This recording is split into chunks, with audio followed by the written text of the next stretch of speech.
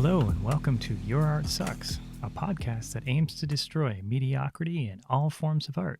This is episode 3, Menial Jobs, William Burroughs and Jack White. In this episode, we'll be examining the impact of the daily grind on artists and their art. Specifically, we're going to take a look to see if mindless jobs are beneficial or detrimental to the creative process. Have any legendary artists substantially gained from working a 9-to-5? Well, we're going to have an answer to that shortly. But first, I'd like to be upfront here and say that unlike previous episodes where I attempted to stay neutral in my opinion, that I'm truly biased in regards to this episode. I fully believe that monotonous, thought-numbing, pointless jobs are absolutely necessary at some point in our lives. Outside of poverty and illness, these low-level positions keep us grounded to the reality that the vast majority of the population experiences daily and sadly can't escape from. Now here's a bit of a bold statement, and you may or may not agree, but I believe it's one that rings true. If you truly want to make great art, you need to have an authentic connection to the ties that bind the populace together. Disconnected artists, and by this I mean artists that are aloof or so far removed from the day-to-day grind, they don't create art that actually rings true for anybody. They don't create art that connects to people. And I think ultimately that type of art is a failure. Now, you may be one of these people that has a shitty job right now and you think that what I've just said might be bullshit. Maybe. But I could just as easily say that you're not seeing the big picture. See, these jobs, in my opinion, allow you to tap into something real and grounded. And they force you to be humble and may even instill a strong work ethic that you just wouldn't get on your own. Sometimes menial jobs have timelines that you just can't excuse your way out of. To add to this point, and before we really get into the thankless employment that both famous author and painter William Burroughs and musician/entrepreneur Jack White experienced, I'd like to go over a small list of artists that actually held down rank-and-file jobs even when their art was producing at a pretty high level. I think this will help prove the point of what I'm saying is that great people have done pretty crappy jobs. So let's start with minimalist composer Philip Glass. He kept his job as a taxi driver and plumber throughout his career. Interestingly, his job as a plumber had him install the dishwasher for the art critic of Time magazine, Mr. Robert Hughes. Now, Robert Hughes instantly recognized that this was famous composer Philip Glass installing his dishwasher. He was blown away, like, why are you doing this? And Philip was like, I like doing it. Completely unabashed by the whole thing. He was proud of the job he did. Now, I should mention that being a plumber is far from menial. I mean, plumbing is a really solid profession, and not a lot of people are getting into the trades the way they should. But being a taxi driver, on the other hand, that's an extremely difficult job. I mean, in the best of times, you're potentially helping people who are transportationally challenged. But at the worst of times, you're actually exposing yourself to potential robbery and violence.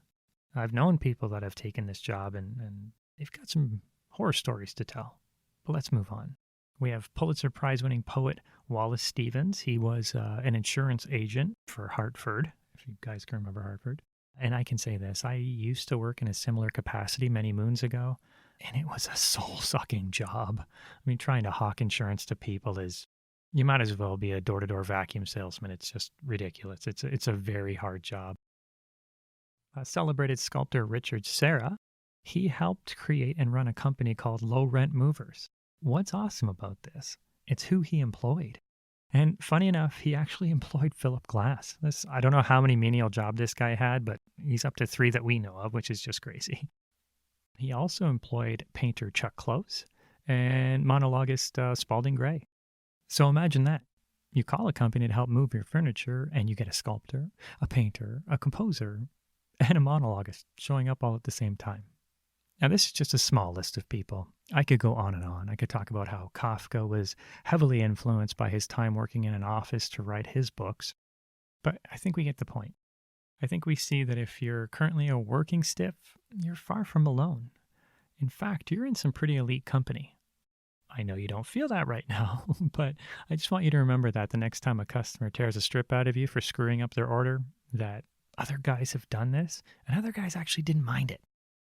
Let's get to the meat of this episode, as I believe the two creatives we are looking at today were shaped, and I think to a meaningful degree, by their day jobs.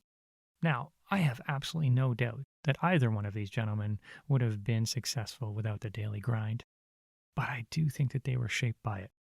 And to start supporting this fact, let's take a look at William Burroughs first. So Burroughs was a prolific writer, a painter. He was a main figure in the Beat Generation movement, and he's kind of a demigod to drug culturalists. But outside of all that, he was also an exterminator. Now, from what I've read, he actually enjoyed sending thousands of crawling bastards to hell any chance he got.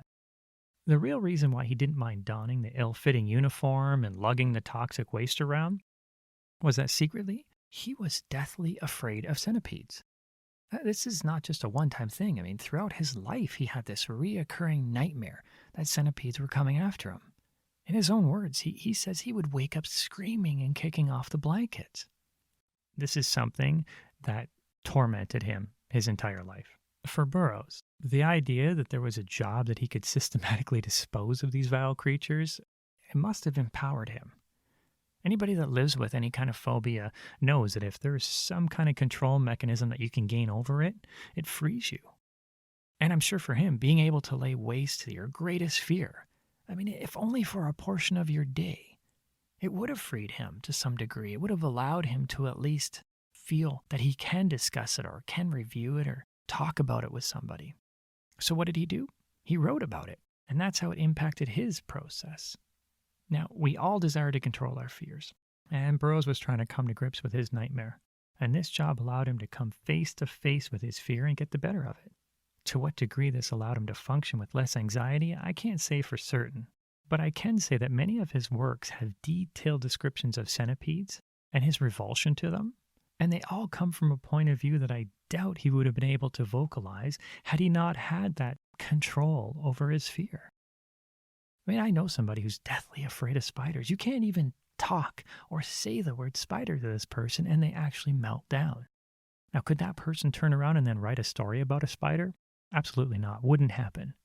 So if Burroughs, who, morbidly afraid of these centipedes, he wouldn't have been able to write one word about centipedes the way he does, and we're going to see, I'm going to talk about a couple things he's mentioned in his works, if he didn't have some sense of control. There's a novel that he wrote called The Place of Dead Roads. I believe that was 1983. One of his characters says this: Kim realizes the dwarfs are being processed into centipedes. The centipede eyes are already in place. Eventually, the centipede will emerge from the forehead, leaving the dead gray hulk behind. I mean, that's just nuts. He's basically talking about a centipede, bursting out of somebody's head here. In his literary debut, Junkie, in 1953, Burroughs writes, "One afternoon I closed my eyes and saw New York in ruins. Huge centipedes and scorpions crawled in and out of the empty bars and cafeterias and drugstores on 42nd Street." So from his very first work in 1953, we have a mention of centipedes. And then in 1983, we have another mention of centipedes, and there is other mentions in between. But I'm just trying to lay out a timeline here. And I'll say this: in 1997, he actually makes a journal entry. Now, this wasn't published as part of his novels, but it was part of his journal entries. He says, "What hideous dead end led to the creation of the centipede?" I mean, this is almost 45 years after his reference in Junkie. That's a lifelong obsession. I mean, centipedes were part of his work. They appeared numerous times. It's not just these references, but there's many other, more grotesque references. It's a theme for him. So I say this: if he hadn't done those overalls and lugged that pesticide for a living, would he have been emboldened enough to work with his fear so frequently? Would he have been comfortable enough to drag them out of his head and scrawl them across the page, letter by crawling letter? I'm going to leave it up to you to make that final decision. But in my mind, I'm already convinced he needed a certain level of control to be able to pull those fears out of him and write about them with such description and with such angst and fear. Okay, enough about centipedes, because I'm getting a little creeped out myself. Let's look at the day-to-day of a young Jack White. So Jack White was born in Detroit. He was the seventh son of a clan of 10 children. Just give it up for his parents, 10 children, that's just insane. But Jack showed a genuine interest in music from a really young age. His brothers had played instruments themselves, so I'm sure that had some influence. But Jack found a drum set in the attic, and there was like this immediate draw to it. He just loved the drums right from the get-go. Now, I'm not going to derail the episode too much, but I did want to point out something very interesting here. If you listen to episode 2, you would have heard me talk about Iggy Pop and his early interest in drums. I think he was around 5. And I think Jack is actually around, I think he started getting into music around the same time as well. So we have these two guys who are, from a very young age, very interested in music. I mentioned in that previous episode how Iggy Pop's parents noticed this. And they cleared out the master bedroom in their trailer, and they allowed him to set up his drum set in there. So now here we have Jack White, whose parents allowed him to clean out his room and set up 2 drum sets. And all he had in between these 2 drum sets was this kind of angled cot on the floor to sleep on. I mean, here we have a kid, doesn't care about anything, just wants a place to sleep and 2 sets of drums in his room, and his parents were cool with it. Same thing with Iggy. Cleared out their master bedroom, and here you go, have a drum set in the room and, bash your brains out. But this also continues between these 2 guys. They were both influenced by the same bands. Both point to the Doors as being an influence. They both also had an influence on punk music. As you know, Iggy Pop was kind of the grandfather of punk, but Jack White also helped push more people into punk when he was with the White Stripes. And I just wanted to point out all these similarities between these 2 gentlemen. Anyway, let's get back to it. When Jack was 15, he was put to work with a family friend, a guy named Brian Muldoon. And Brian was a furniture upholsterer, and he decided to give Jack an apprenticeship. Now, let's be clear. This job is not as menial as some of the other jobs I've mentioned. In fact, there are very talented upholsterers who have made a family trade that lasted generations just doing upholstery. I just wanted to make sure the distinction was not to appear as to malign anybody who's currently doing it, because I know there's some real artists that actually have done upholstery and they've created amazing works. But what I'm highlighting here is that Jack, at a young age, decided to keep a very hard job that, some consider to be a 9 to 5. It's a hard road. And I'm mentioning it for 2 reasons. One, Jack had this idea that he was going to be a clergyman. He was interested in religion, and he thought that that was his path forward. So being an apprenticeship actually changed him. It drove him away from this. But, on a side note, I could definitely imagine Jack as one of those deep South Baptist preachers. The revivalist type with a mic in his hand full of sweat, just wailing ahead of this backing blues band under some white tent on a hot summer night. Just bringing Jesus to the blind and the poor. I mean, I can see it, but I digress. Now, the second reason that I'm bringing up this job and Jack White, and I think it's important, is that it allowed him to be influenced in a way that may have never materialized if he didn't work for Brian, if he didn't put in that time. And so let me explain. So here we have Jack being off an apprenticeship at 15, and he would spend the next 3 years learning from Brian. Jack became very proficient at upholstery. He did it so well that he actually opened up his own furniture repair shop called Third Man Upholstery.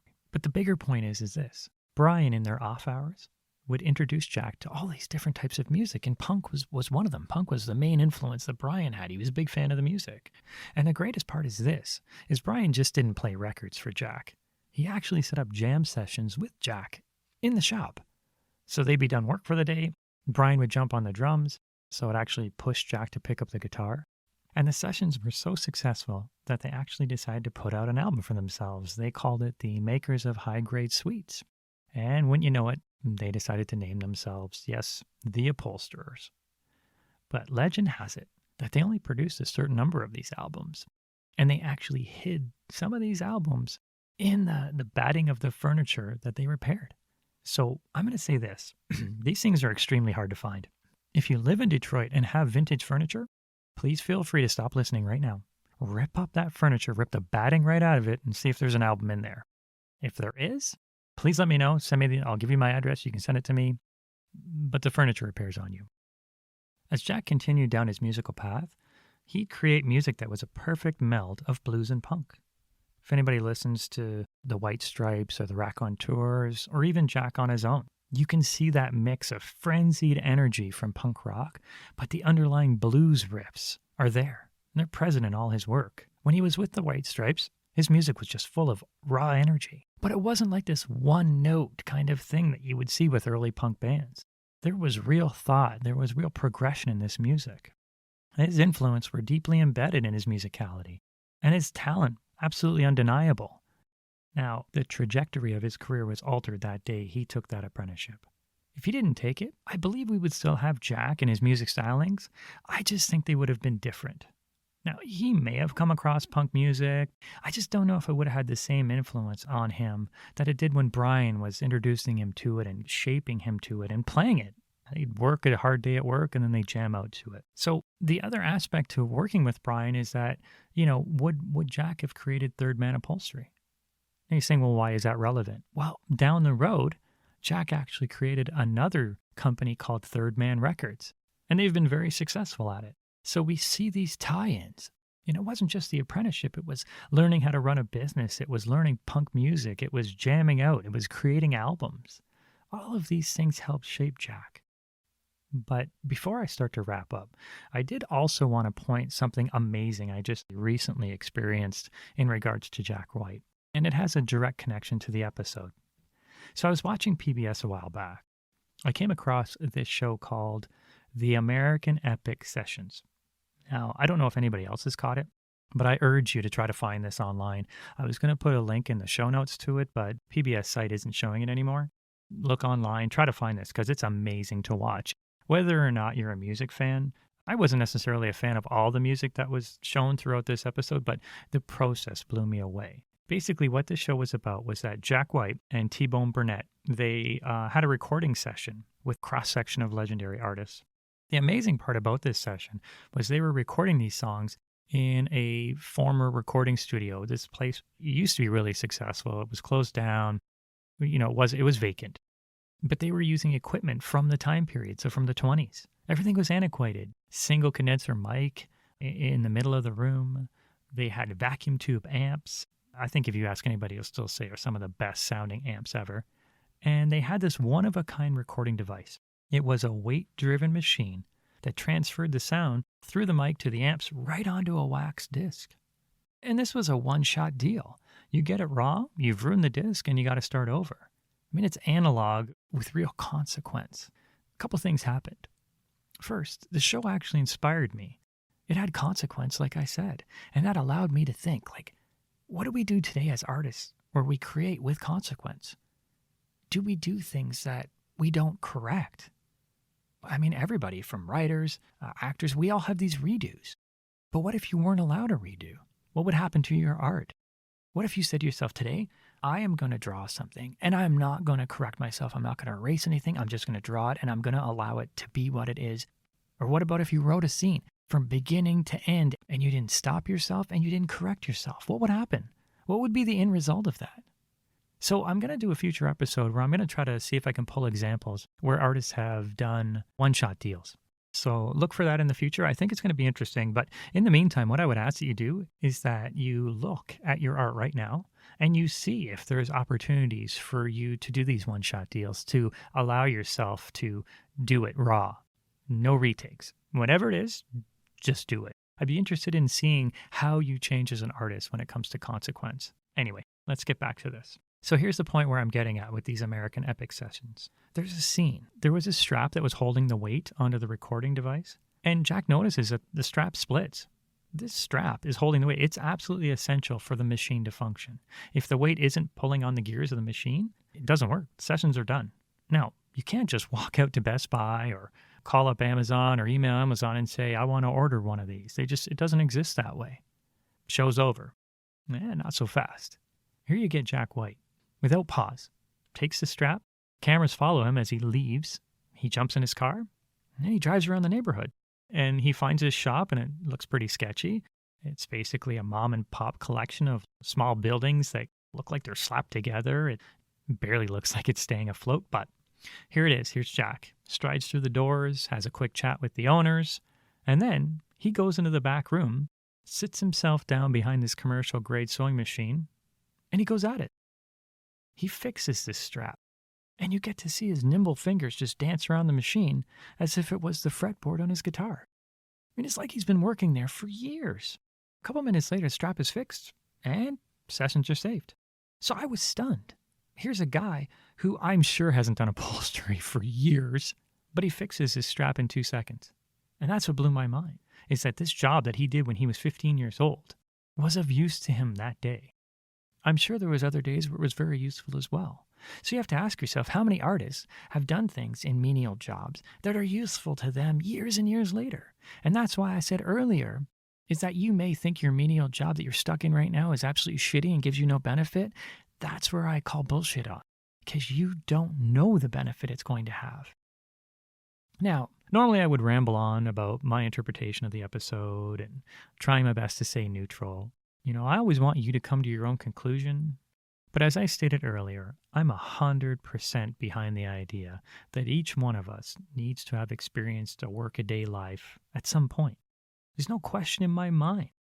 No matter the importance of the job or how menial in nature it is, there's far too much to gain. You just may not see it. These jobs keep us attached to reality. They force us to interact with the public on a level that is sometimes demeaning. But I'm not saying that we should be demeaned in order to feel connected. It's just one aspect of it. These jobs can teach us the importance of a strong work ethic. And sometimes that back-breaking labor can strengthen the spirit.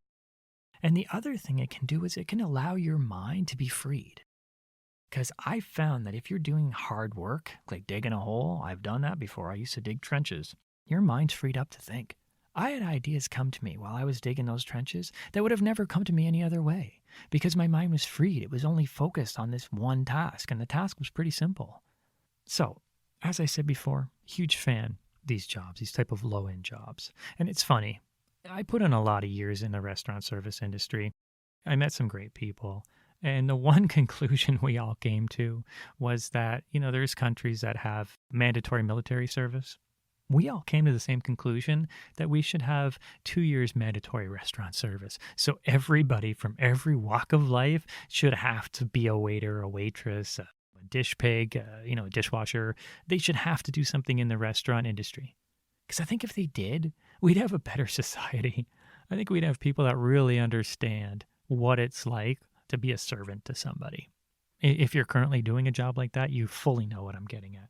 Anyway, are there downsides to doing these types of jobs? Absolutely. These jobs can rob us of our time, our energy, and they can corrupt our thoughts. They can drag us down too far into the mediocrity of everyday life. We can lose focus. But I want to say this. The simple fact is this. These jobs are vital. They're vital to the economy, but they're also vital to your artistic economy. There's a wealth of knowledge to be gained there, and to ignore it is to limit your growth and potential. And I know there's shit jobs, and I know you don't want to do it, but I think there's more to gain than there is to lose. Okay, I'll get off my high horse now. So that wraps up this episode. As always, I hope you were able to get some food for thought out of it. If you like this episode, please make sure you subscribe, and if you could, leave some feedback and a rating. That would be great and help with my visibility. Show notes. I'm going to post something in there, and this is really cool too when it goes back to Jack White. There was a documentary called It Might Get Loud. I hope you've seen it. This documentary is just fantastic. It has Jimmy Page, it has The Edge from U2, and it has Jack White. And they're in this studio, and they're just jamming together. If you love artistic protesters, or if you love watching creative types get together, this is the documentary to watch. It also follows each individual person around to kind of talk about their influences. And there's this one part with Jack, and he slaps together a guitar from like a wire, a glass bottle, a couple pieces of wood, and some pickups and a chord. And he plays it. You see him, a couple minutes, knock, knock, knock with a couple hammer and some nails, and he's got a guitar. And that's what I'm saying. Like, it goes back to his upholstery days too. His whole life has been shaped by these jobs. And you can see it. You saw it in the Epic American Sessions, and you see it in this It Might Get Loud. I'm a bit of a fanboy, so I'm sure it's obvious to you if you listen to this episode. I'm not hiding anything here. I am a big fan of Jack White. Now, stop listening to me and go out and get a shitty job.